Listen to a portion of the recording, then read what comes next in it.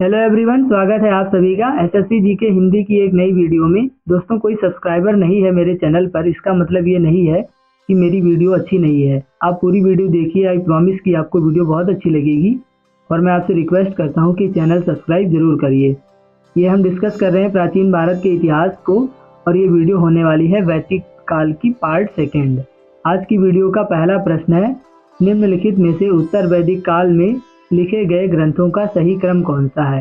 ये प्रश्न बीपीएससी 2019 में पूछा गया था और इसका सही जवाब है वेद, ब्राह्मण, आरण्यक तथा उपनिषद।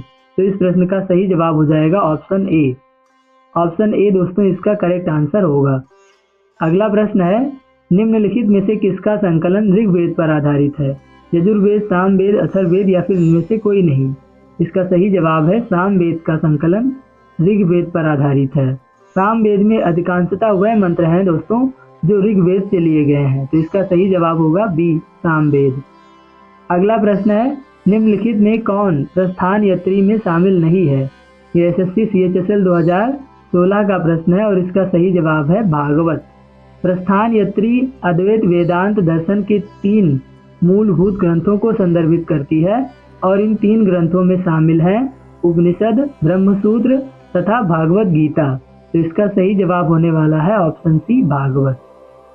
अगला प्रश्न है, ऋग्वैदिक युग की प्राचीनतम संस्था कौन सी थी। ये भी क्वेश्चन 2016 सीएचएसएल में पूछा जा चुका है और इसका सही जवाब है विदथ, ऑप्शन डी। ऋग्वेद में विदथ का उल्लेख सबसे ज्यादा 122 बार हुआ है। सभा और समिति भी महत्वपूर्ण संस्थाएं थी, लेकिन विदथ को सबसे ज्यादा प्राचीन माना जाता है, तो इसका सही जवाब हो जाएगा ऑप्शन डी, विदथ। अगला प्रश्न है, ब्राह्मण ग्रंथों में सर्वाधिक प्राचीन कौन है। तो ब्राह्मण ग्रंथों में सर्वाधिक प्राचीन ग्रंथ है शतपथ ब्राह्मण। इसे शुक्ल यजुर्वेद का ब्रह्म ग्रंथ माना जाता है और ये सभी ब्राह्मण ग्रंथों में सर्वाधिक महत्वपूर्ण है, तो ऑप्शन ए जो है इसका करेक्ट आंसर होगा, शतपथ ब्राह्मण। अगला प्रश्न है, आर्यों के आर्कटिक होम सिद्धांत का पक्ष किसने लिया था। आर्यों के आर्कटिक होम सिद्धांत का पक्ष लिया था जैकोबी ने, तो ऑप्शन सी जो है इसका करेक्ट आंसर हो जाएगा दोस्तों, जैकोबी। अगला प्रश्न है, संस्कारों की कुल कितनी संख्या है। आईएएस प्री 1997 का ये क्वेश्चन है। आईएएस प्री 1997 में ये क्वेश्चन पूछा जा चुका है। तो हमारे धर्म में कुल 16 संस्कार होते हैं, तो ऑप्शन सी जो है इसका करेक्ट आंसर हो जाएगा। अगला प्रश्न है, ऋग्वेद का कौन सा मंडल पूर्णतया सोमदेव को समर्पित है। बीपीएससी 1994 का ये प्रश्न है। तो वो 9वां मंडल है। इस मंडल में टोटल 114 सूक्त हैं और इस मंडल को सोम मंडल के नाम से भी जाना जाता है, तो इसका सही जवाब होगा ऑप्शन डी। अगला प्रश्न है, प्रसिद्ध 10 राजाओं का युद्ध दशराज युद्ध किस तट पर लड़ा गया था। बीपीएससी 2000 का एक प्रश्न है। तो वो लड़ा गया था परशुनी नदी पर, जिसका वर्तमान नाम जो है रावी है, तो ऑप्शन ए जो है इसका करेक्ट आंसर हो जाएगा, परशुनी, जिसका वर्तमान नाम है रावी नदी। अगला प्रश्न है, गोत्र व्यवस्था प्रचलन में कब आई थी। तो गोत्र व्यवस्था का प्रचलन चालू हुआ था उत्तर वैदिक काल से, तो ऑप्शन बी जो है इसका करेक्ट आंसर होगा। अगला प्रश्न है, भारत के राज्य चिन्ह में प्रयुक्त होने वाले शब्द सत्यमेव जयते को किस उपनिषद से लिया गया है।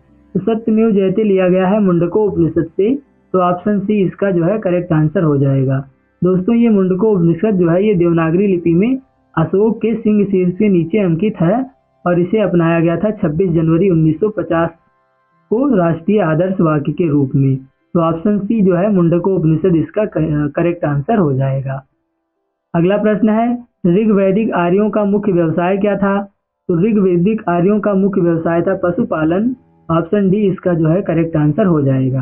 तो आर्यों की संपत्ति का अनुमान उनके द्वारा रखे गए मवेशियों की संख्या के आधार पर किया जाता था। जितने ज्यादा मवेशी उतना ज्यादा वो लोग कहलाते थे अमीर। अगला प्रश्न है, 800 ईसा पूर्व से 600 ईसा पूर्व का काल किस युग से जुड़ा है। तो ये जुड़ा है ब्राह्मण युग से, तो ऑप्शन ए जो है इसका करेक्ट आंसर हो जाएगा, ब्राह्मण युग। अगला प्रश्न है, चरक संहिता नामक पुस्तक किस विषय से संबंधित है। चरक संहिता संबंधित है चिकित्सा से और इसको लिखा था सुश्रुत चरक ने, तो ये सही हो जाएगा ऑप्शन बी इसका, चिकित्सा। अगला प्रश्न है, प्रथम विधि निर्माता कौन है। तो प्रथम विधि निर्माता मनु को माना जाता है और प्राचीनतम भारत का प्रथम विधि निर्माता भी इन्हीं को माना जाता है। इन्होंने मनुस्मृति की रचना की थी। तो ऑप्शन सी जो है इसका करेक्ट आंसर हो जाएगा। अगला प्रश्न है, किस काल में अछूत की अवधारणा स्पष्ट रूप से उदित हुई थी? तो अछूत की अवधारणा जो है वो धर्मशास्त्र के काल में उदित हुई थी। तो ऑप्शन डी जो है इसका करेक्ट आंसर हो जाएगा। अगला प्रश्न है, व्रीहि शब्द किसके लिए प्रयुक्त किया गया है? व्रीहि संस्कृत शब्द है जो कि चावल के लिए प्रयुक्त किया गया है। तो ऑप्शन ए जो है इसका करेक्ट आंसर हो जाएगा चावल।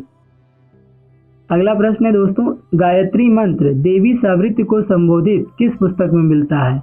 तो गायत्री मंत्र देखने को मिलता है सबसे प्राचीनतम वेद ऋग्वेद में। तो ऑप्शन बी जो है इसका करेक्ट आंसर हो जाएगा ऋग्वेद। अगला प्रश्न है, सबसे प्राचीनतम वेद कौन सा है? आरआरबी गोरखपुर 2005 का ये प्रश्न है। सबसे प्राचीनतम वेद है ऋग्वेद, यानी कि ऑप्शन सी इसका करेक्ट आंसर होगा ऋग्वेद। अगला प्रश्न है, निम्नलिखित में से कौन भारतीय दर्शन की आरंभिक विचारधारा है? ये एसएससी सीजीएल 2002 का क्वेश्चन है। तो भारतीय दर्शन की आरंभिक विचारधारा है सांख्य, इसलिए जो है ऑप्शन डी इसका करेक्ट आंसर हो जाएगा सांख्य। अगला प्रश्न है, प्राचीनतम विवाह संस्कार का वर्णन करने वाला विवाह सूक्त किसमें पाया जाता है? तो विवाह सूक्त देखने को मिलता है ऋग्वेद में। तो ऑप्शन ए जो है इसका करेक्ट आंसर हो जाएगा। अगला प्रश्न है 50वां, ऋग्वेद में अघन्य वध योग्य नहीं शब्द का प्रयोग किसके लिए किया गया था? तो ये प्रयोग किया गया था गाय के लिए। तो ऑप्शन बी जो है इसका करेक्ट आंसर हो जाएगा। अघन्य का मतलब ये होता है जिसे मारा ना जाए। अगला प्रश्न है, निम्न में से कौन सी प्राचीनतम स्मृति है? तो मनुस्मृति सबसे प्राचीनतम है जिसकी रचना सतयुग के आरंभ में ही हो गई थी। तो ऑप्शन सी जो है इसका करेक्ट आंसर हो जाएगा मनुस्मृति। अगला प्रश्न है, वैदिक नदी कुभा जिसका वर्तमान नाम काबुल है का स्थान कहाँ निर्धारित होना चाहिए, यानी वर्तमान समय में वो कहाँ है? तो वर्तमान समय में उसकी स्थिति है अफगानिस्तान में। तो ऑप्शन डी जो है इसका करेक्ट आंसर हो जाएगा।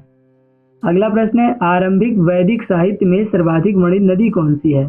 तो आरंभिक वैदिक साहित्य में सर्वाधिक वर्णित नदी जो है वो है सिंधु नदी। तो ऑप्शन ए जो है इसका करेक्ट आंसर हो जाएगा। अगला प्रश्न है, आर्य शब्द इंगित करता है, किसको इंगित करता है? तो आर्य शब्द इंगित करता है श्रेष्ठ वंश को। तो ऑप्शन बी इसका जो हो जाएगा करेक्ट आंसर हो जाएगा।